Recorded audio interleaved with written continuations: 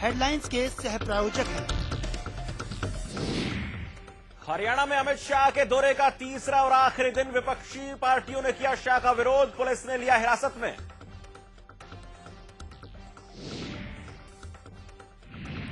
कुरुक्षेत्र में घरेलू कलह के चलते पति ने पत्नी को उतारा मौत के घाट, तेज धार हथियार से की हत्या, आरोपी पति गिरफ्तार। हिसार में मामूली कहासुनी के चलते दो पक्षों में जमकर चली गोलियां, दो सगे भाइयों की मौत, पीड़ित परिवार ने की एसडीएम से नौकरी की मांग। सवालों में सोना की भोंडसी जेल, 7 महीने के अंदर मिले 56 मोबाइल फोन और सिम कार्ड।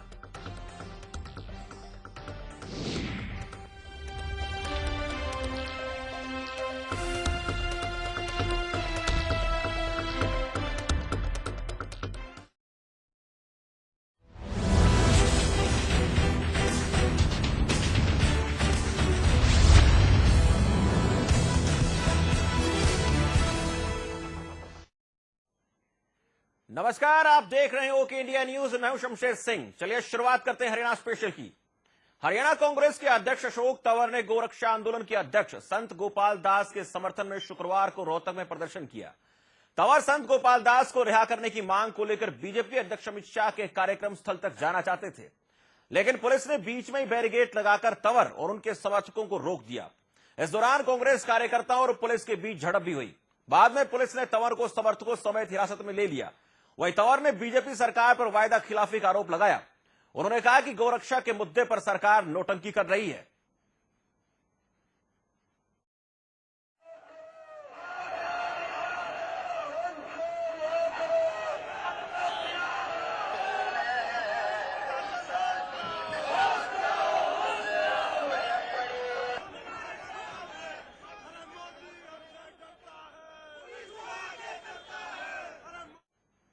बीजेपी अध्यक्ष अमित शाह के हरियाणा दौरे के तीसरे दिन रोहतक की एमडीयू के टैगोर सभागार में उनका कार्यकर्ता सम्मेलन होना था, लेकिन अमित शाह के कार्यक्रम में पहुंचने से पहले ही इनसो के कार्यकर्ताओं ने अमित शाह के दौरे के खिलाफ प्रदर्शन शुरू कर दिया। प्रदर्शन को देखते हुए पुलिस और प्रशासन के हाथ पांव फूल गए। इनसो के करीब 2 दर्जन से ज्यादा कार्यकर्ताओं को पुलिस ने हिरासत में ले लिया। हिरासत में लिए गए इनसो के प्रदेश अध्यक्ष प्रदीप देशवाल ने कहा कि हम गुजरात दंगों में शामिल अमित शाह को हरियाणा की धरती पर आने का विरोध कर रहे हैं। आज रोहतक की पावन धरती पर रहे, हम नहीं चाहते।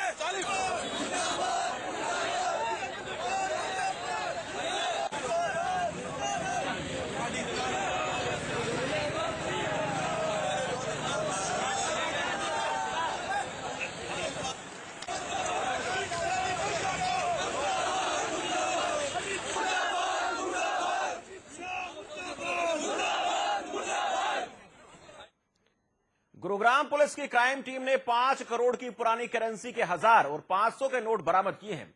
दरअसल पुलिस को सूचना मिली थी कि सेक्टर 15 में भारी मात्रा में पुरानी करेंसी के नोट रखे हैं, जिस पर कार्रवाई करते हुए पुलिस ने छापेमारी की तो पुलिस को मौके से 5 करोड़ की पुरानी करेंसी बरामद हुई। साथ ही पुलिस ने मौके से 7 लोगों को भी हिरासत में लिया। फिलहाल पुलिस पकड़े गए सभी आरोपियों से पूछताछ कर रही है, लेकिन अभी तक इस बात का खुलासा नहीं हो पाया है कि यह पैसा कहां से और कैसे आए।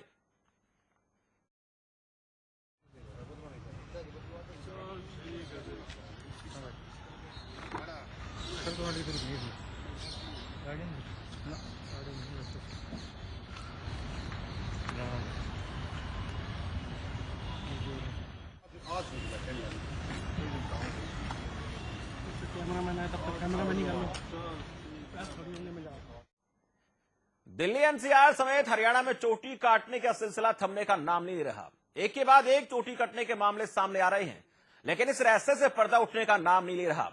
अब पानीपत के निजामपुर गांव में एक महिला ने चोटी काटने का मामला सामने आया है, जिसके बाद से महिला समेत पूरे गांव में दहशत का माहौल है। महिला के मुताबिक सफेद बालों वाली महिला ने उसकी चोटी काटी है। इस वारदात के बाद से गांव में डर और दहशत इतनी है कि गांव के लोगों ने घरों के आगे नींबू मिर्ची और नीम की पत्तियां बांध दी हैं। गांव वालों ने पुलिस से रात के समय गश्त बढ़ाने की भी मांग की है।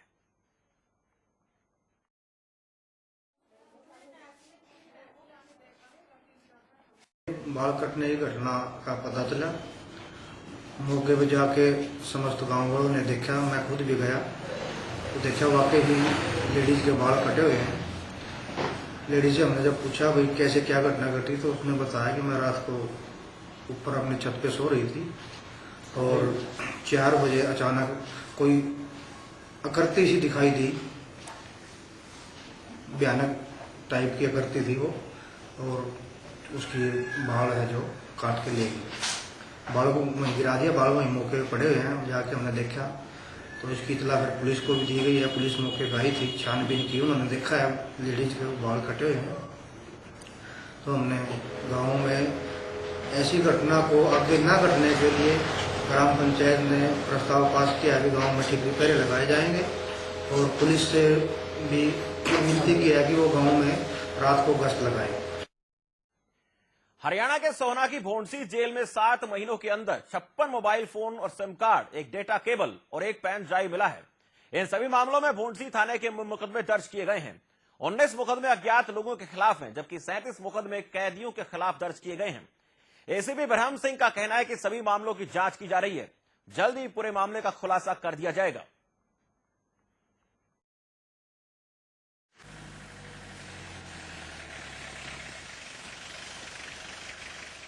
एक जनवरी 2017 से अभी तक जो है भोंडसी जेल से जो मोबाइल मिले हैं उनके संबंध में 26 मुकदमे जो है वो दर्ज किए गए हैं, जिनमें कुल मोबाइल जो है वो 56 मिले हैं। इनके अलावा एक केबल डाटा जो है और एक जो है वो पेन ड्राइव भी मिला है। इनमें जो 19 मोबाइल हैं वो अननोन अज्ञात से वहां से मिले हैं, और जो कैदियों से मिले हैं वो 37 मोबाइल जो है बाई नेम जो मुकदमे दर्ज हैं वो 37 हुए। कौन सी धाराओं के तहत मुकदमा दर्ज किया ये 42 प्रिजनर एक्ट में हम जो है इसका विरोध अंकित करते हैं।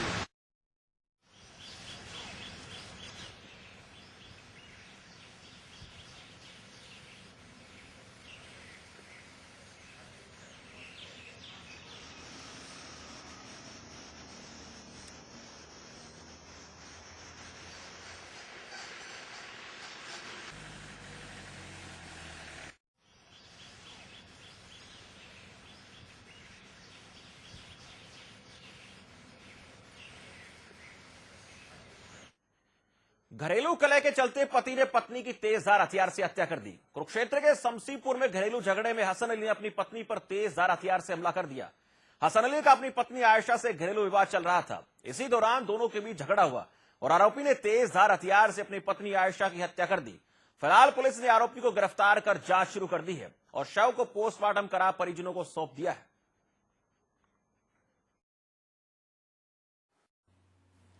हमारे पास सूचना मिली थी कि समसीपुर गांव में ना किसी महिला को मार दिया। सूचना पाकर हम तुरंत मौके पर पहुंचे। वहाँ पर देखा कि एक लेडीज जो नीचे गिरी हुई है घर के अंदर, और उसके सिर पर काफी चोटें लगी हुई है, खून बहा हुआ है। और कुछ ऐसा मौके पर उसका परिवार का कोई भी आदमी नहीं था, घरवाला भी नहीं था। तो अभी वो डेड बॉडी है, पैसे टीम बुला दी और डेड बॉडी वगैरह स्टॉक करके जो जांच होगी सच्चाई सामने आएगी उस पर हम। हरियाणा में बदमाश किस कदर बेखौफ हैं, इस बात का अंदाजा इससे लगाया जा सकता है कि आपकी सेवा, सुरक्षा और सहयोग का दावा करने वाली पुलिस भी इन बदमाशों के कहर से नहीं बच पाई है। ताजा मामला सामने आया बहादुरगढ़ से, जहां पर नकाबपोश बदमाशों ने दिल्ली पुलिस में सब इंस्पेक्टर के घर को अपना निशाना बनाया।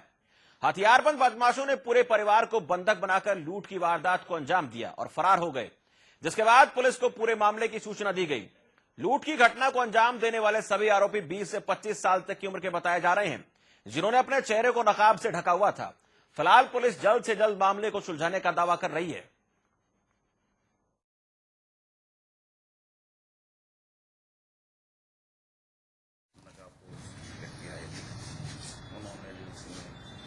अवैध हथियार के बल थे हमसे क्या क्या लेके गए सर? उसमें 10,000 रुपये और उसकी कानूनी वाली चैन।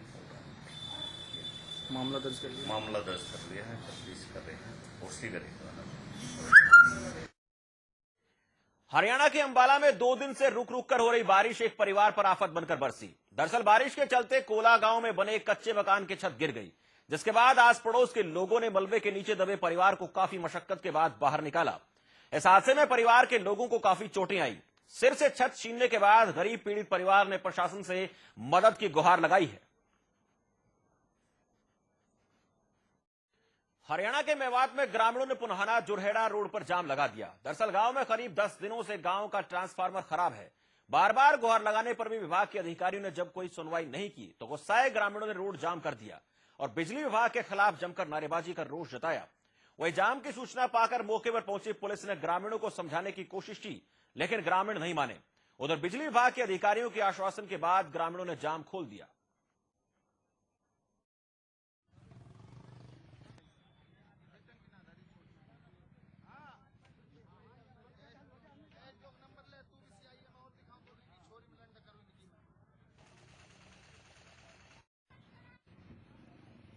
भाई जंग की भोगी पड़ी पिछले 10 दिन से सारा गांव परेशान है। छुट्टियों वाला और मुसीबत है। रात भर जागते रहे हैं, लाइट के ऊपर है और उसको कह भी ली खूब मन करके भाई लाइट लगे टंके बदल दो उनकी समझ में ही ना आ रही बात।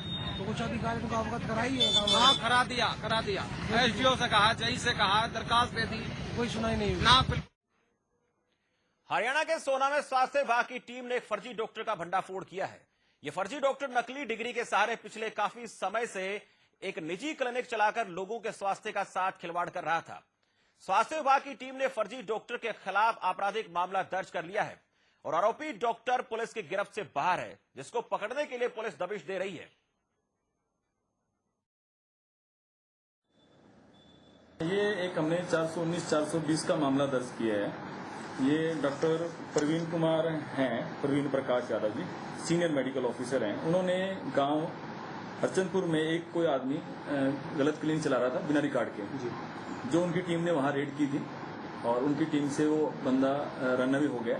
उसके बाद उनकी हमें कंप्लेंट आई है बाय मजरिया डाक, जिस पर हमने ये 419 और 420 का दर्ज कर दिया गया।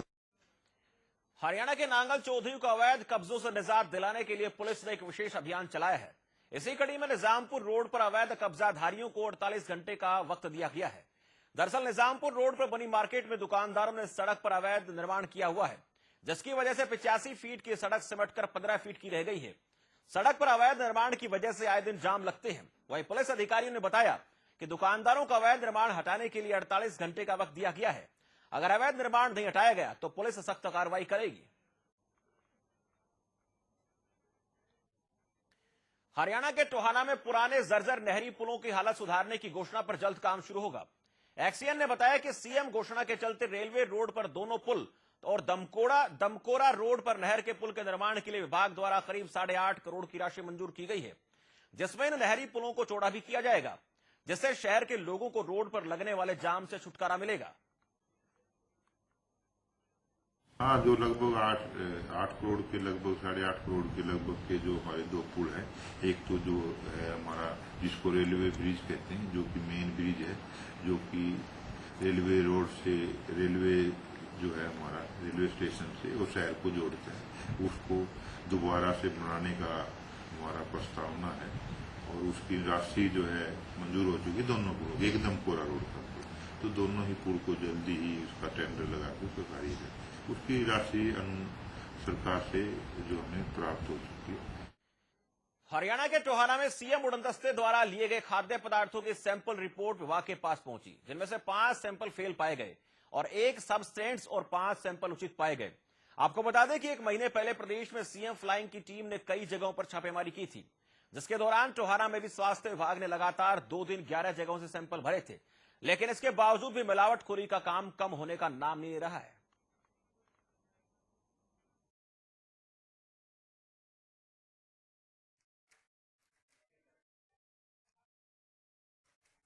पिछले दिनों सीएम फ्लाइंग ने सारे हरियाणा में सैंपल लिए थे, जिसके दौरान टोहाना में भी हमने फूड सैंपलिंग की थी। तो उसके दौरान 11 सैंपल लिए गए थे। 5 सैंपल जो है मिर्च मसाले, ये लाल मिर्च, हल्दी, गर्म मसाला, काली मिर्च और एक और गर्म मसाला जो लिए गए थे। ये 5 सैंपल जो हैं मिसब्रांडेड है और 6 सैंपल हमने दूध, घी, पनीर वगैरह के लिए थे। इसमें से 1 पनीर का सैंपल जो है सब स्टैंडर्ड आया है। इसमें ऐसा है कि अभी इनको 1 मंथ नोटिस इशू किया जाएगा सिविल सर्जन कार्यालय द्वारा तो उसमें अगर नहीं कोई रिप्लाई आता तो एडीसी द्वारा के पास ये केस फाइल होगा और एडीसी साहब के पास जो आगामी इसके ऊपर कार्रवाई की, जिसके दौरान हरियाणा के यमुनानगर में एशिया की सबसे बड़ी प्लाई इंडस्ट्री मंदी की मार झेल रही है। कई उद्योग बंद होने के कगार पर हैं। आपको बता दें कि प्लाई इंडस्ट्री से जुड़े उद्योगपति लकड़ी पर लगने वाले 2% मंडी फीस हटाने की मांग कर रहे हैं। व्यापारियों का कहना है कि सरकार की ओर से कोरे आश्वासन मिले हैं। विधानसभा स्पीकर ने बताया कि प्लाई बोर्ड व्यापार से जुड़ी मांगों को मुख्यमंत्री से अवगत करवा दिया गया है और जल्द ही समस्याओं को हल करा दिया जाएगा।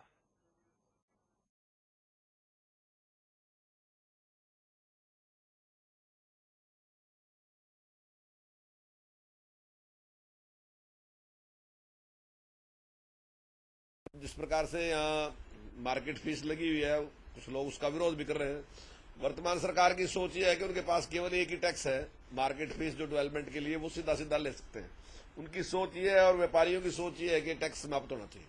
तो हमने ये बात पूरी माननीय मुख्यमंत्री जी के सामने रखी थी और उसके बाद मैंने इन सभी जितने भी प्लाई बोर्ड से संबंधित जो अधिकारी हैं, एसोसिएशन है, जो उनके मालिक हैं, उनकी मैंने कृषि मंत्री जी के साथ बात कराई थी और जो हमारे सीए हैं ब्राड़ साहब, वो भी उसमें शामिल थे। तो उसके लिए हम प्रयास कर रहे हैं, देख रहे हैं कि क्या उसका किस प्रकार से क्या मदद कर सकते हैं। मंडी फीस बढ़ानी या घटानी मुख्यमंत्री की प्रेरोगेटिव में होती है और वो जब चाहें इसकी मंडी समिति मंडी फीस कम कर सकते हैं, जब चाहे मंडी समिति खत्म कर सकते हैं। इसके लिए कैबिनेट की कोई जरूरत नहीं। अगर वो चाहे तो अगर इसकी जरूरत नहीं है, क्योंकि अभी हमारी 9 लाख रुपये प्रेस के ऊपर फीस थी, उसके उन्होंने 15 लाख किया, ना वो कैबिनेट में गया ना जाता है। अगर आपने किसी चीज में फीस खत्म करनी है, अगर चाहना है अध्यादेश लाना, इसके लिए आपको एक हरियाणा स्पेशल में फिलहाल इतना ही। मुझे दीजिए इजाजत। नमस्कार।